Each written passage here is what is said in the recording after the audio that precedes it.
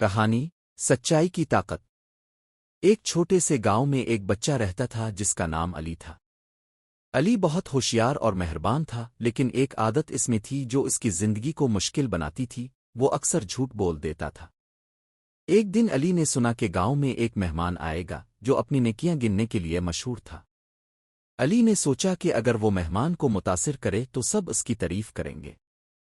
اس نے فیصلہ کیا کہ وہ کہے گا کہ وہ بہت بہادر ہے، اور اس نے جنگل میں ایک شیر کو بھگا دیا ہے۔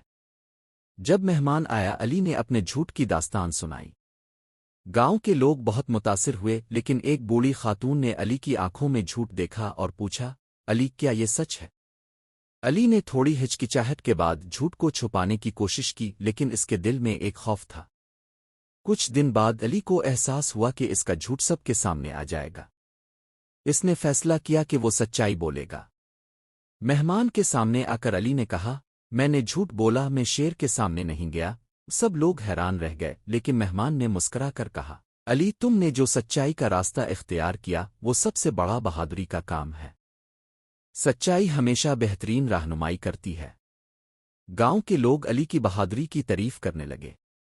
علی نے سیکھا کہ سچائی کی طاقت سب سے بڑی ہے۔ اس دن سے علی نے ہمیشہ سچ بولنے کا عہد کیا، اور اس کی سچائی نے اسے ہر کسی کا پیارا بنا دیا۔ سبق: سچائی کو کبھی نہیں چھوڑنا چاہیے، کیونکہ سچائی ہمیشہ انسان کو عزت اور محبت دیتی ہے۔